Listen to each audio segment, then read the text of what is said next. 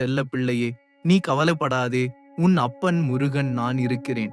குழந்தை பாக்கியம் பெற இந்த திருப்புகழை தினமும் பாராயணம் செய்ய நல்லதே நடக்கும்.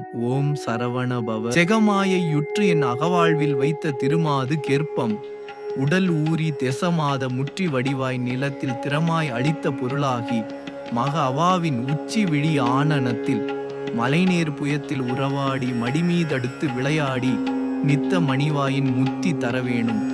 முகமாயமிட்ட குரமாதி நுக்கு முலைமேல் அணைக்க வருநீதா முதுமாமறைக்குள் ஒருமா பொருட்குள் மொழியேயுரைத்த குருநாதா தகையாது எனக்கு உன் அடிகாண வைத்த தனியரகத்தின் முருகோனே தருகாவிரிக்கு வடபாரிசத்தில் சமர்வேல் எடுத்த பெருமாளே.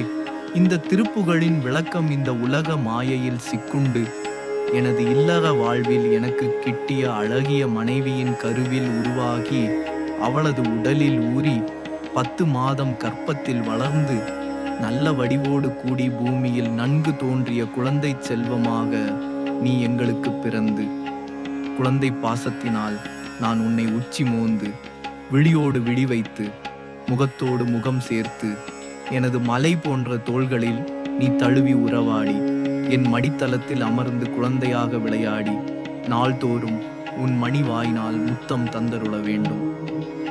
முக வசீகரம் மிக்க குறப்பெண் வள்ளியின் மார்பினை அணைக்க வந்த நீதிபதியே, பழம்பெரும் வேதத்தினுள் ஒப்பற்ற சிறந்த பொருளுக்குள்ளே பிரணவப் பொருளை சிவனாருக்கு உபதேசித்த குருநாதனே, தடையொன்றும் இல்லாது எனக்கு உனது திருவடிகளை தரிசனம் செய்வித்த ஒப்பற்ற திருவேரகத்தின் சுவாமி மலையின் முருகனே, மகங்கள் இருபுறமும் நிறைந்த காவிரி ஆற்றின் வடக்கு பகுதியிலே போர்வேல் விளங்க நிற்கும் பெருமானே,